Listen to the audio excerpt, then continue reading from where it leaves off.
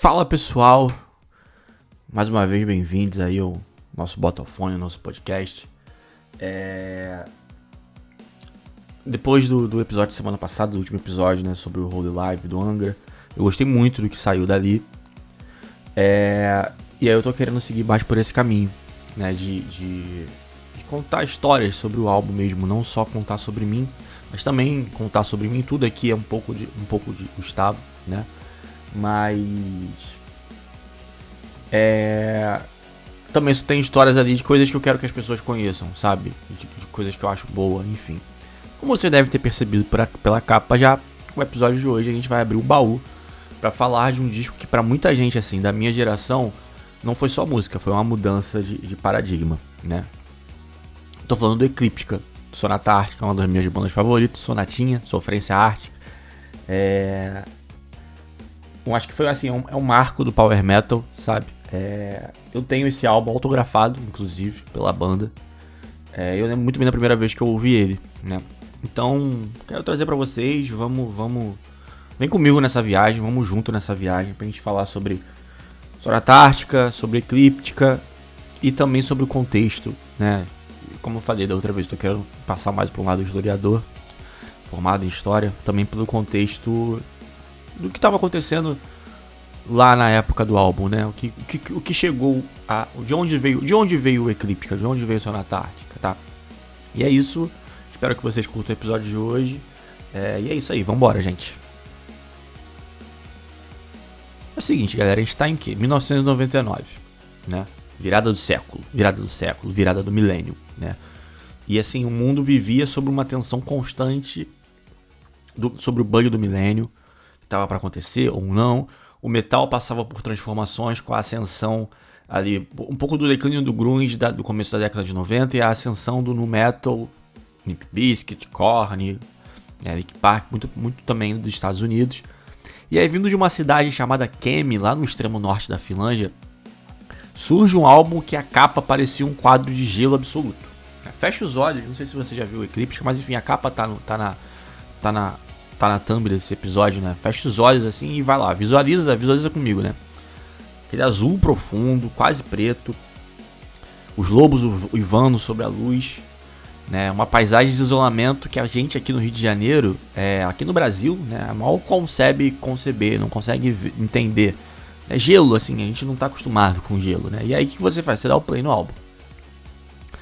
A primeira coisa que você ouve, nesse que pra mim é um marco do Power Metal, um marco do metal do começo do final dos anos 90 ali, In Blank File não é a guitarra, não é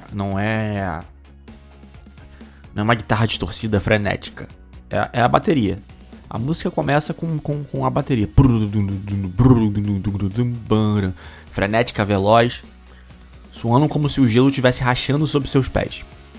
E pra mim esse momento mudou tudo, sabe? Ali eu percebi, ali o Gustavo percebeu, a primeira vez que eu ouvi esse álbum, que o Power Metal não era só sobre fantasia, sobre espada, sobre dragão, sobre literatura, sobre imaginações do outro lado do espelho. E não que eu não goste disso, muito pelo contrário, eu sou muito fã de Blind Guardian, vamos falar de Blind Guardian aqui mais pra frente, mas assim, Power Metal não era só Senhor dos Anéis, sabe? Não era só fantasia medieval, não era só fantasia épica, não. O Sonatinha, ele nunca soou como uma banda interessada em fantasia, né? Muito pelo contrário. Ela trouxe com a Eclíptica um sentimento pro Power Metal, né? Tinha ali uma urgência emocional muito própria da época, muito própria do contexto que o Sonata Ártica surgiu. E o Eclíptica, na minha visão, assim, antes de tudo, né, é um disco de urgência. De virada de século, de garotos. São 5 garotos que sabiam que tinham alguma coisa única e que tinham urgência para contar aquilo que eles tinham, né? Não podiam perder um segundo sequer. Isso acontece com a gente. Acho que todo mundo já passou por essa fase, principalmente ali saindo da juventude, de que tudo é urgente, sabe? E acho que o Sonata conseguiu colocar isso Vou falar muito Sonatinha aqui, né? Porque eu me refiro à banda como Sonatinha. O Sonatinha conseguiu colocar muito isso no Eclíptica, assim. É um álbum curto, é um álbum muito direto, mas é muito urgente. O álbum todo passa a sensação de urgência, né?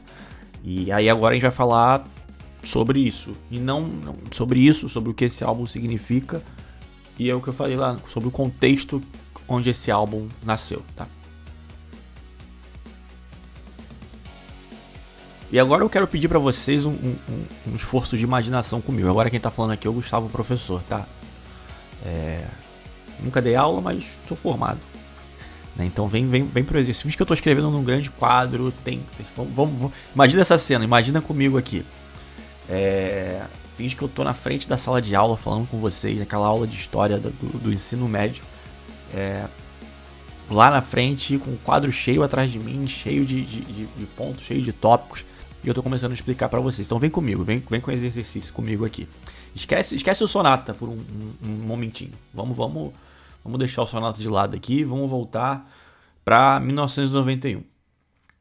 A União das Repúblicas Socialistas Soviéticas, quase que não sai, acabou de se dissolver. Acabou, né?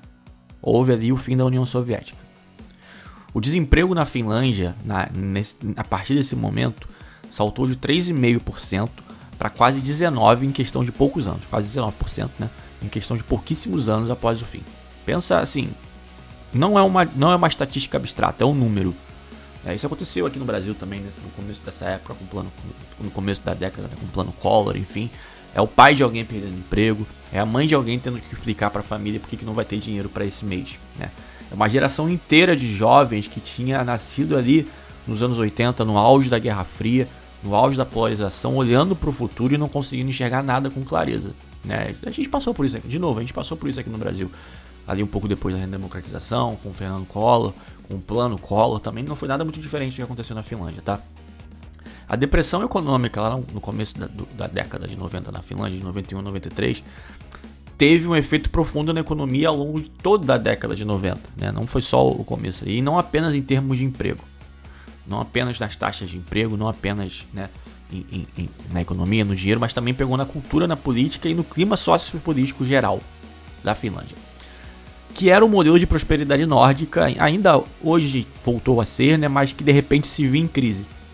E por que isso aconteceu? A resposta está no que a gente falou, o que acabou de acabar.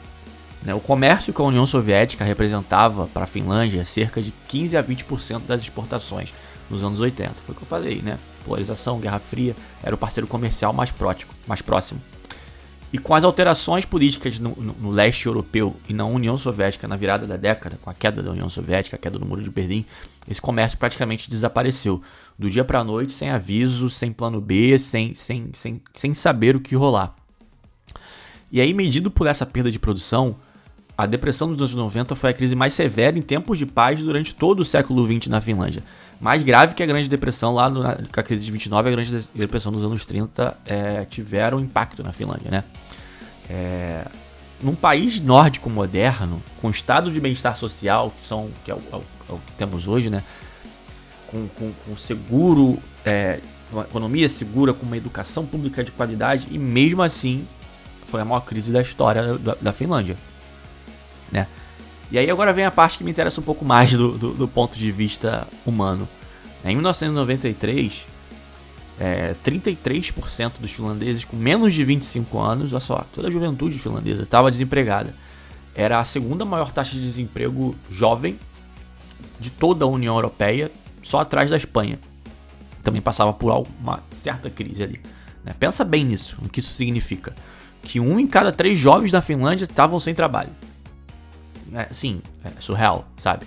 Sem perspectiva imediata, porque estava vendo a economia se deteriorar, estava vendo a política, o clima sociopolítico se deteriorar num país frio, com invernos longos, onde o isolamento não é só uma condição climática, é uma condição pessoal, de ficar dentro de casa, de se isolar, e é uma condição geográfica, antes de ser só uma condição emocional.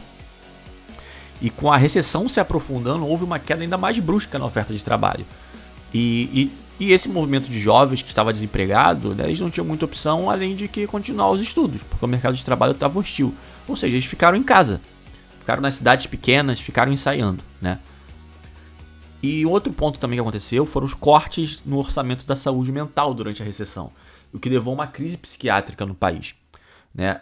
Estatisticamente, o uso de antidepressivos na Finlândia nessa época aumentou drasticamente, e a depressão, sintomas depressivos, se tornou a principal causa de pensões por invalidez na época. Cara, imagina que bizarro, né? O que eu falo, né? Muito diferente do Brasil, lá com o confisco da poupança do Collor, enfim, são contextos diferentes, né? Mas olha o que isso gerou, né?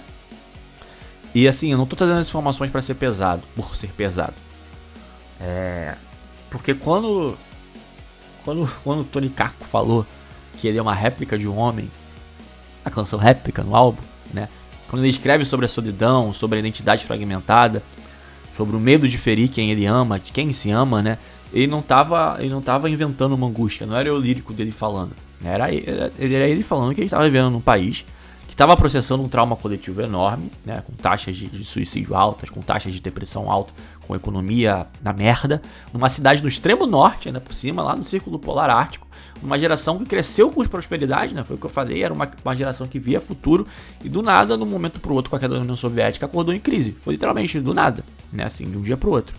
E o Sonata e o Eclíptica, eles não apareceram apesar desse contexto, né? Ele surgiu nesse contexto. Eu gosto muito do Eclíptica comparado aos outros álbuns do Sonata, porque eu acho que é isso, né? Ele é muito urgente e por mais que o Sonata tenha caído um pouco conforme o ano foi passando, eu ouço tudo. Dá pra perceber que esse álbum deles, o primeiro, que eles são jovens, é completamente diferente do resto da discografia, sabe? E tem mais um elemento, além disso tudo, que é fundamental se entender. A Finlândia, ela tinha uma relação muito específica com a União Soviética.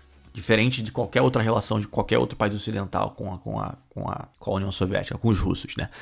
Por décadas mesmo, a Finlândia manteve uma política de neutralidade muito cuidadosa, né? Porque ela equilibrava relações com Moscou, mas sem abrir mão da sua independência. Os finlandeses tinham aprendido na pele, né? Na Guerra de Inverno de 1939, que sobrevivência exige disciplina, exige contenção, exige resiliência, exige negociação, exige talvez neutralidade, né? Eles eram um país concentrado.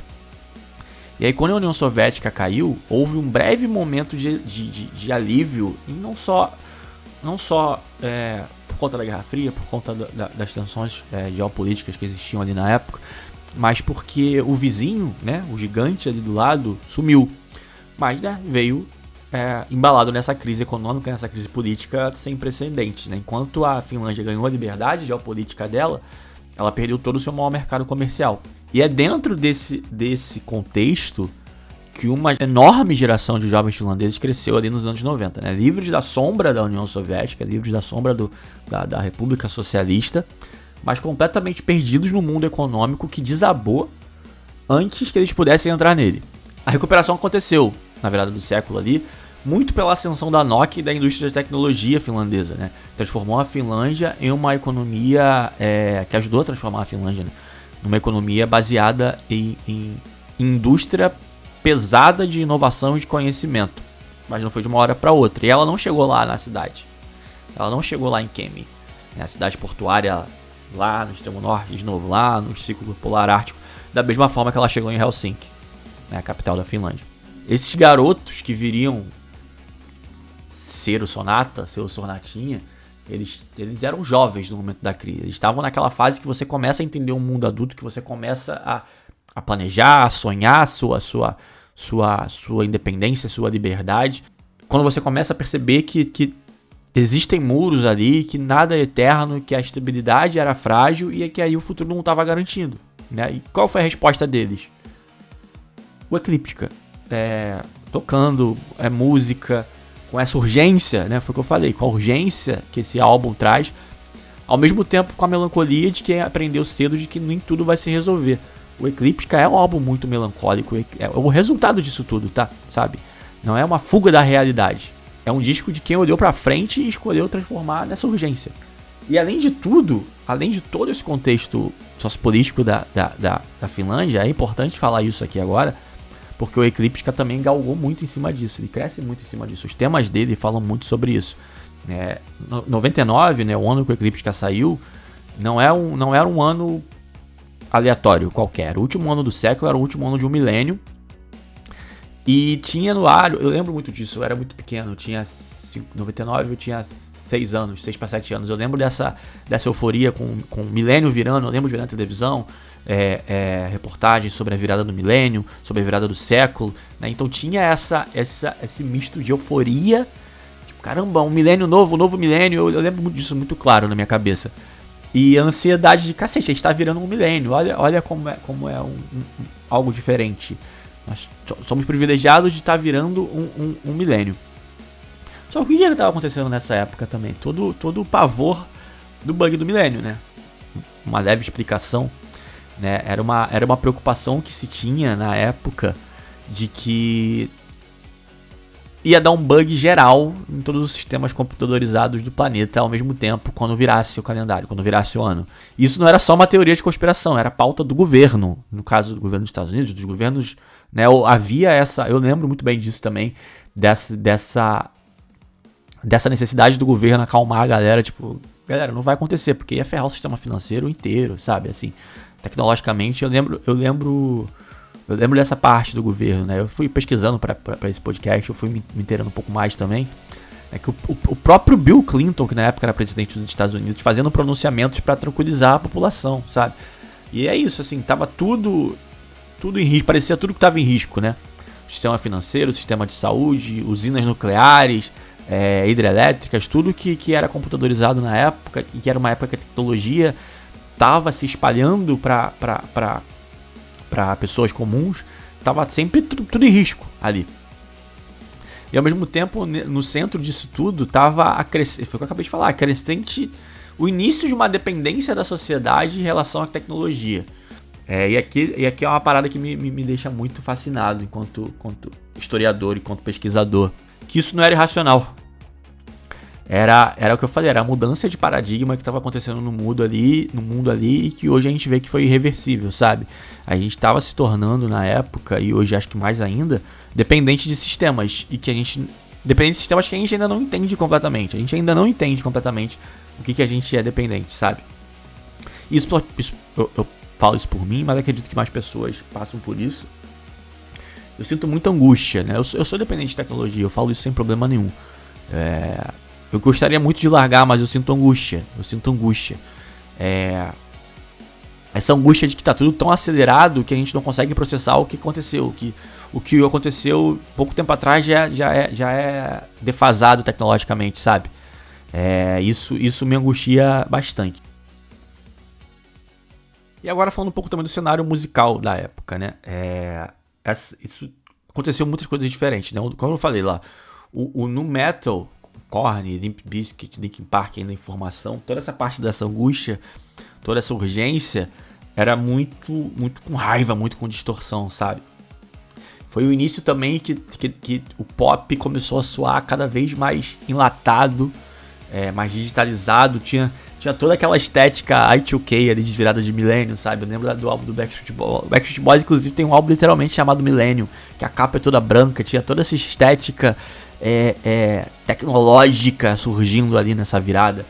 Internet de escada, aqueles celulares enormes, MTV, VH1, videoclipe o tempo todo, tudo sendo... essa parte musical, a cultura toda sendo reinventada em tempo real, sabe?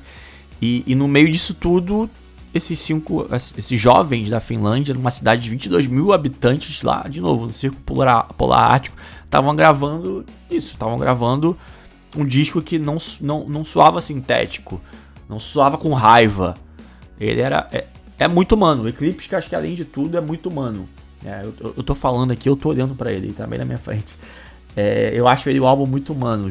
A temática dele é isso, é bem dolorosamente humana, né? E continuando a falar de onde veio o Eclipse, né? De onde surgiu. Tudo começou na Alemanha. Eu adoro falar sobre isso, são um dos meus assuntos favoritos, musicalmente falando.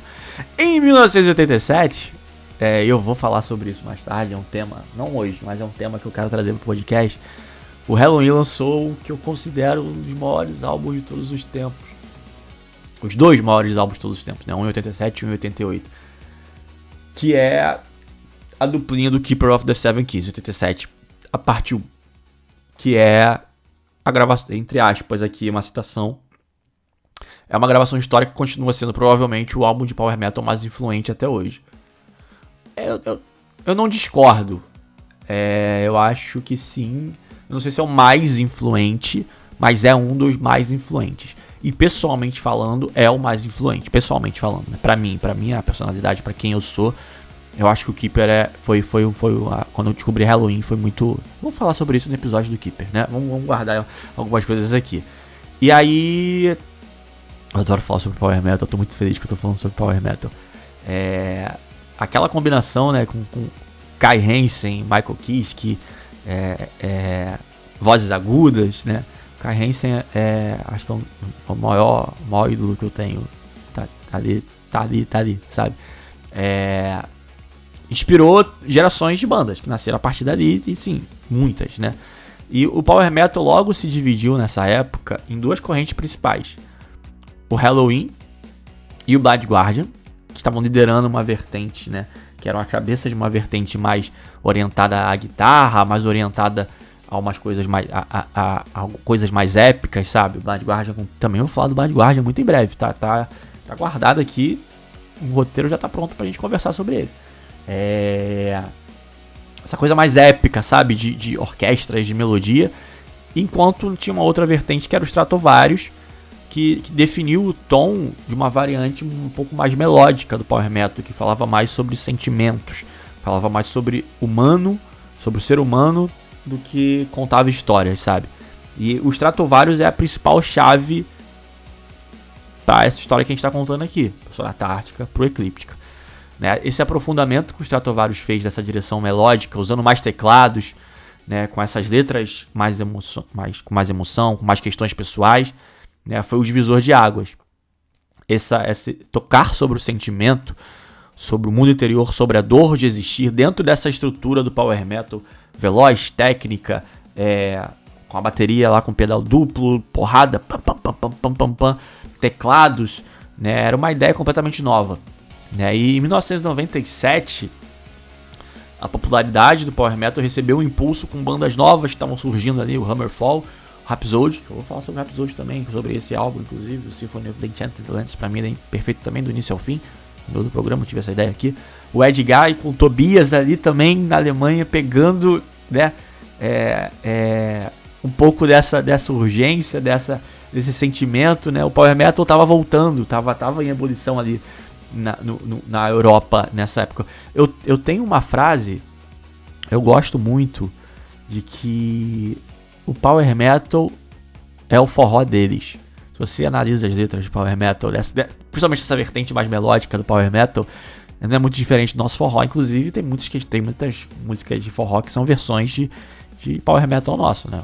Bleeding Heart, por exemplo, do Angra, e Calcinha Preta, com Agora Estou Sofrendo, acho que é o maior de todos. Se você olha esteticamente falando, o Power Metal é o forró deles. Até a localização é bem parecida, sabe? Geograficamente falando, dentro do continente europeu e dentro do Brasil, é bem parecida.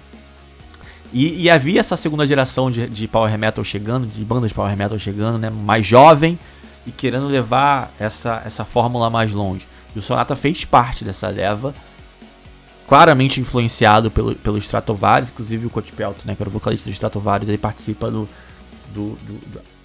disco seguinte ao Eclíptica, se eu não me engano é Reckoning Night. Mas ainda assim, essa cena toda tava com essa tensão, tava tensionada. Porque as bandas da primeira geração estavam começando a morder o próprio rabo, correndo em círculos estagnadas, criativamente estagnadas. Quase não saiu, hein? Criativamente estagnadas. As fórmulas pareciam que eram repetições e parecia que sempre tava sendo atingido esse teto ali. Isso aconteceu muito com o Stratovarius, na minha opinião, tá? E aí foi nesse momento que surgiu o Eclíptica, né, com essa explosão criativa. E aí agora, além disso tudo, vem uma pergunta que eu acho bem fascinante disso tudo, né? Por que é a Finlândia? E assim, não é uma pergunta retórica minha, né? Agora vamos de dados de novo. Vocês têm... deixa quieto. É uma pergunta de verdade. Existem pesquisas em cima, sérias em cima dessa pergunta há anos. Estatisticamente falando, a Finlândia tem mais de 53 bandas de heavy metal para cada 100 mil habitantes. É o país com mais músicos de heavy metal per capita do que qualquer outro país do mundo. É um número assim, absurdo. O heavy metal na Finlândia é um fenômeno cultural assim. É produto de exportação, sabe? E isso acho que tem muito da história longa da Finlândia com a música, da relação que a Finlândia tem a música, mas acho que tem um ponto que eu acho mais interessante, que é a relação dos finlandeses, eu citei isso em outro momento, com o silêncio e o isolamento, né?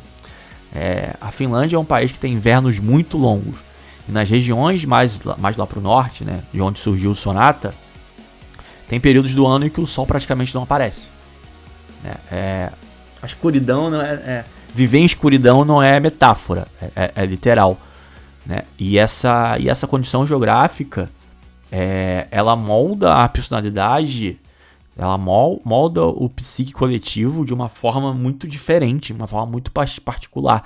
Então viver sozinho, essa introspecção não é uma fraqueza, é personalidade deles, né? Os finlandeses se orgulham muito desse espírito deles de do it yourself, de faça você mesmo, né? É um instinto deles de que a coletividade precede obrigatoriamente o aprimoramento individual.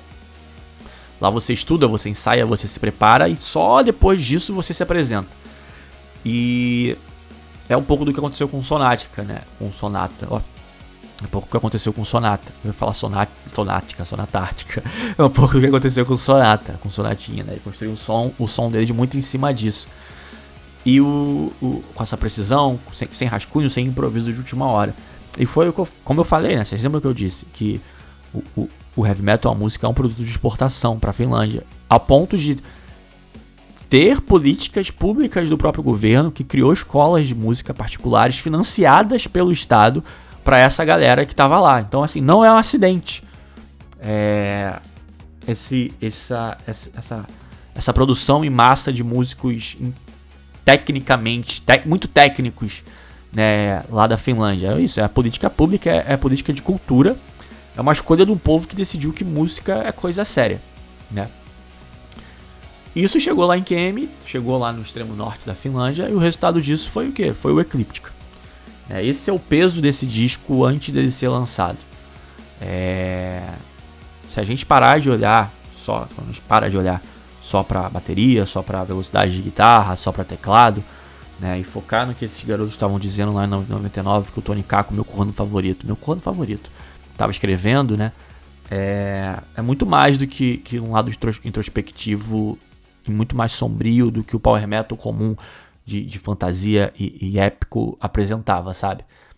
Acho que esse é o contexto do Eclíptica. É algo que eu vou trazer mais vezes pro podcast, tá? Antes de falar dos álbuns, vou trazer o contexto. Já comecei isso quando eu rolei live, acho que hoje eu me coloquei até um pouco mais. E agora vamos de fato ao álbum, vamos às músicas. Cara, eu acho muito engraçado porque foi o que eu falei, né? Eu tô com o álbum aqui na minha frente, enquanto eu falo. E aí eu peguei o encarte agora pra gente falar das músicas, pra não falar besteira, não cantar nada errado, não citar errado.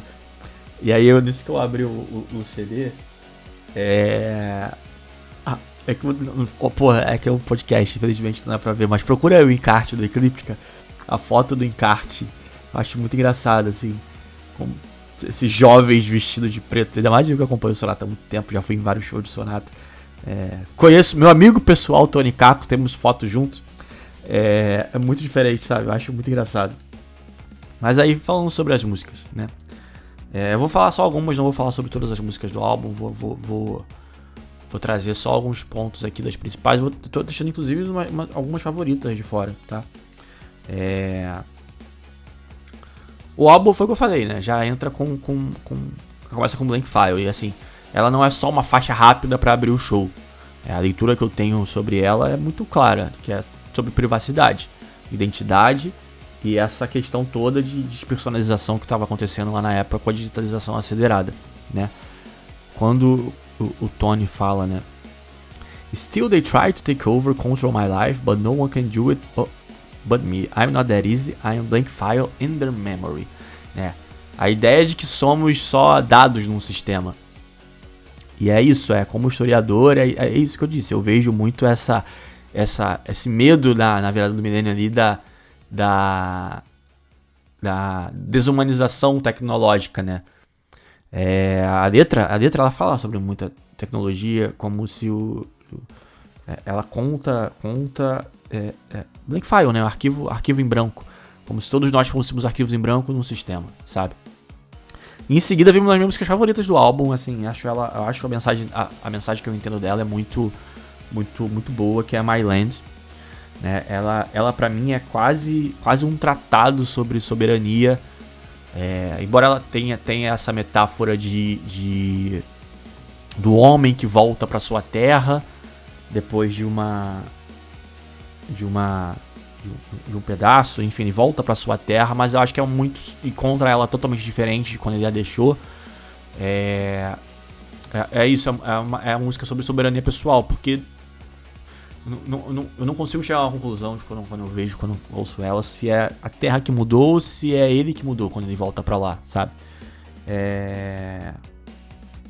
Quando ele diz aqui, né, depois do refrão: I am a true patriot, you are my land, you have my soul, you have all I had. Now I'm here and I want it all back. Né? Não é sobre o reino, não é sobre a terra, é sobre a mente. É o direito de estar sozinho e proteger o seu espaço interno, sabe? I'm here to claim my land, you can keep me away forever. Eu imagino assim, para um garoto vivendo lá em Kemi, entre aspas aqui, a sua terra, isso ressoa um pouco para mim também aqui, acho que ressoa com todo mundo, né? A nossa terra, entre aspas, talvez é o único lugar que a gente ainda tem controle, sabe? A gente, nosso espaço interno, nosso direito de estar sozinho, nossa mente, né? Acho que conversa um pouco sobre isso. E aí, continuando, assim, que é isso, sabe? Assim, esse álbum pra mim é uma porrada atrás da outra. Toda a terceira música aí que eu falei, ainda vou pular alguma. Que é Eighth Commandment. Qual que é o 8º mandamento? Vamos ver se vocês sabem aí, porque aqui o bicho pega. Não levantarás falso testemunho. Né? Não levantarás falso testemunho. Então a letra na minha leitura, um ataque direto à hipocrisia. You must sleep in the stinky bed that you made. When you're down, when you belong, you hear what they say. O Caco escreve, acho que ele quis dizer aqui, como as pessoas destroem umas às outras com palavras, né? Então não levantarás falso testemunho, especialmente em ambientes onde tudo pesa, onde tudo circula. Ele usa, olha isso aqui como se conecta um pouco com a nossa. Ele usa a agressividade do Power Metal, na minha opinião, para expelir a raiva dele contra a falsidade. É quase um beijinho no ombro beijinho no ombro da Vanessa e as Popozudas. Valesca Popozuda. Nossa, onde é que eu tirei Vanessa? Contra a recalcada de plantão. É praticamente isso, né? Eighth Commandment é praticamente isso. É assim, porrada, tá? Porrada desde o começo. Desde o começo. Essa música ao vivo é muito foda, eu já vi. E aqui a gente chega, na minha humilde opinião, eu pensei numa tríade, mas na verdade é um quarteto, né? Um quarteto, é isso, cara, assim, eu tô falando, ó como é porrada, né? É o quarteto emocional desse álbum. Primeiro vem Réplica. Réplica, eu fico muito na dúvida de qual é a minha música favorita desse álbum. Entre Réplica, Full Moon, My Land e Kingdom for a Heart. My Land a gente já falou, né? Mas vamos falar de Réplica agora. Eu acho que é Réplica. Se eu pudesse, se alguém me perguntasse rápido assim, eu acho que eu responderia Réplica. De supetão, Réplica. Porque pra mim é a letra mais madura desse álbum. Nothing is what it seems to be. I'm a replica. Tô declamando aqui, essa música eu declamo mesmo. Porra, ela é muito foda. Ela tá ressoando muito comigo ultimamente. Empty shell inside of me. I'm not myself. I'm a replica of me. Acho que ela descreve muito bem o sentimento de impostor, sabe? O sentimento de inadequação, de que algo tá errado com você mesmo. isso, desse estranhamento a si mesmo, de que você mudou e não se reconhece mais, sabe, assim. É quase uma história, pelo menos eu enxergo a música assim, né, quase uma história de alguém que voltou da guerra. Na verdade é literalmente, né, I'm home again, I won the war, and now I am behind your door. Então é alguém que voltou da guerra, sentou na mesa e olha pra família que tá ali, e ele sente que é uma réplica, uma cópia de alguém que ele era antes de partir, sabe? Esse sentimento de que fisicamente a gente tá aqui, mas a alma tá em outro lugar. Acho que a música, eu enxergo que ela fala muito sobre a incapacidade que às vezes a gente tem, sobre talvez essa impossibilidade, não é impossível, tá? Eu tô vivendo isso agora, sobre essa impossibilidade da gente voltar a ser quem a gente era antes de algum grande, algo que doeu, algo que mudou a gente. E acho que essa sessão de... Por isso que eu falo que eu acho que Réplica é isso, é a minha música favorita, porque eu tô ressoando muito com ela agora. Eu parei pra analisar, pra estudar, pra fazer esse podcast, eu fiquei preso nisso. Essa sensação de estranhamento acho que de estranhamento de quem se sabe? É muito duro quando você não se reconhece mais. Mas tudo bem, acontece. Mas vamos pro lado mais vamos pro lado mais animado, que é Full Moon. Mais animado, porra, também pega um pouco aqui. É uma música sobre lobisomem, todo mundo sabe que é uma música sobre lobisomem. Acho que tá bem claro que é uma música sobre lobisomem, né? É uma música sobre um homem que se transforma em lobisomem em luas cheias, né? Igual toda lenda de lobisomem. E ele é um cara casado e precisa se isolar da mulher dele, da esposa dele, da companheira dele, pra não machucá-la, porque ele é um lobisomem. Mas vamos esquecer que ela é uma música sobre lobisomem por um minuto, né? Ela é um pouco de uma história de alguém que ama muito outra pessoa, mas sabe que dentro dele tem alguns sentimentos destrutivos que ele não consegue controlar, por isso que ele se isola. E a música conta muito bem essa história dele, né, nas duas metades dela. A primeira metade falando do homem correndo pra se esconder, ficar longe da mulher da noite de transformação, e a segunda metade está contando o lado da mulher que achava que o amor ia curar o homem, né? Ia curar o seu marido, seu esposo, seu companheiro. E no final das contas, não, pelo contrário, não é que curou ele. Lê a letra, acho que tá bem subentendido ali o que é. E a lua cheia acho que vira essa metáfora pra muita gente nesse momento de que às vezes a gente perde a própria... Eu não vou dizer que... Não sei se perder a humanidade, mas a gente passa a agir como uma resposta à dor, sabe? E destrói a pessoa que tá tentando consertar a gente pelo meio do amor. Mas acontece. Cabe a gente perceber isso. Pode ser tarde, mas cabe a gente perceber isso pra não se repetir, sabe? Eu vou falar rapidamente aqui sobre Kingdom for a Heart, também uma das minhas músicas favoritas. Eu interpretava ela de uma forma que deu uma mudada nos últimos tempos. Acho que Kingdom for a Heart fala sobre uma pessoa que tem tudo, mas que não consegue amar. Não consegue ser amada, né? Ele fala muito sobre que daria o reino dele todo, tudo que ele tem, todos os tesouros, todo o ouro, todo o dinheiro que ele tem pra ter um coração, pra ser amado, pra conseguir amar. Acho que todo mundo também já teve essa ideia, né? E por fim desse quarteto, Letter to Dana, Little Dana O'Hara, oh Dana my dear, how I wish that my Dana was here. Assim, essa é de partir o coração, essa música parte o coração, principalmente a versão acústica dela. É alguém escrevendo pra uma garota, a música é alguém lendo as cartas pra uma garota que saiu dessa cidade pequena pra tentar a sorte na cidade grande, e ela se perdeu no caminho. Ela fala de promessas que a Dana fez e de como a realidade engoliu, sabe? esse contraste entre a pureza da juventude e a sujeira do mundo real quando se vira adulto. E o final dela é bem machuca, né? Dar-se a entender que era o pai da Dana escrevendo as cartas pra ela, falando com ela, e no final ou algum familiar, mas enfim, no final a última carta é falando que o pai dela faleceu. Your father passed away, it was a really rainy day. Não, na verdade é o pai falando com a Dana, né, o irmão, sei lá. Your father disowned you because you have sinned, but he forgave you in condition he was in. A Dana pecou, né, e no final a Dana morre, né, aqui. Dana, I'm writing to you. I heard you passed away, it was a beautiful day.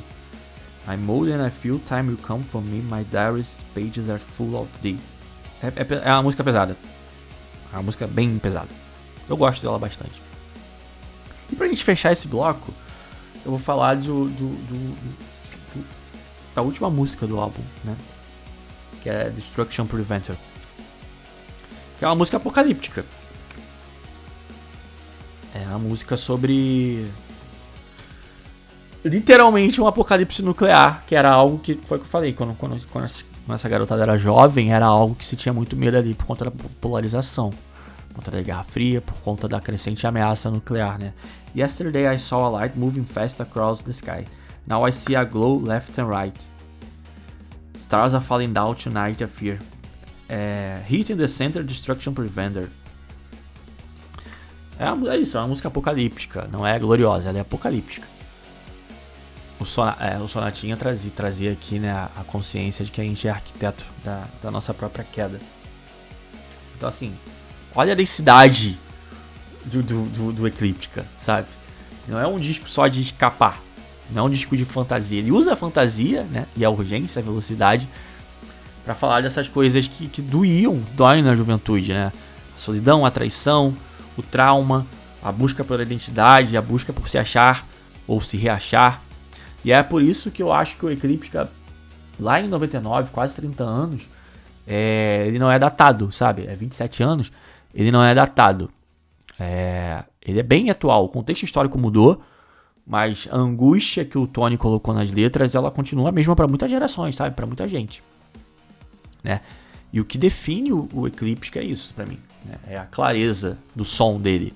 Você consegue ouvir cada nota do teclado, cada acorde de guitarra, cada porrada na bateria, né? Bem limpo assim, mas emocional. Que é algo que se perdia muito na época com esse metal neoclássico, com orquestras e tal, por conta de ego. Eu vejo que no Sonatinha, a técnica era o contrário. A técnica servia a história que eles estavam querendo contar.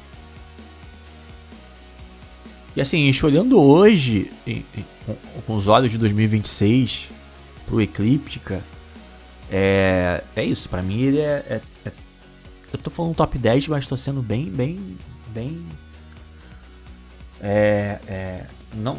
bem criterioso aqui. Eu acho que até mais, tá? Tô indo na bola segurança aqui. A Eclíptica pra mim é top 5. Mas eu não vou falar só de Gustavo, né? Vamos falar de geral. Mas pro Gustavo, a Eclíptica é top 5. É o top 10 do Power Metal, sabe? Assim, ainda mais sendo um álbum de estreia. Ele provou que o Power Metal conseguia ser sensível sem perder o peso e sem perder a essência dele, né? Pra mim um dos grandes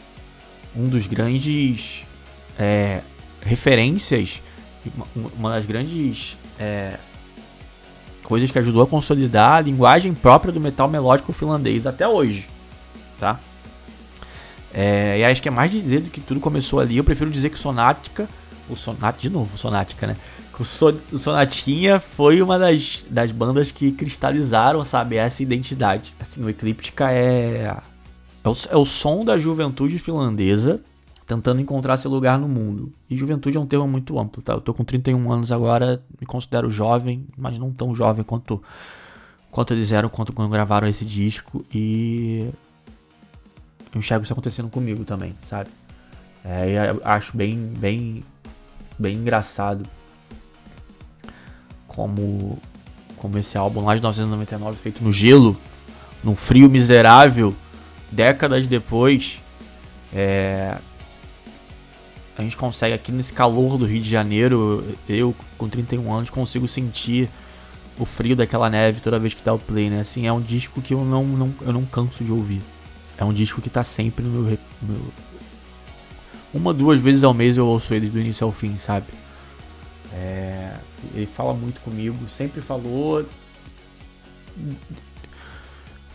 As músicas dele, diferentes músicas já falaram comigo em diferentes momentos. E eu acho que ele tá falando muito comigo agora.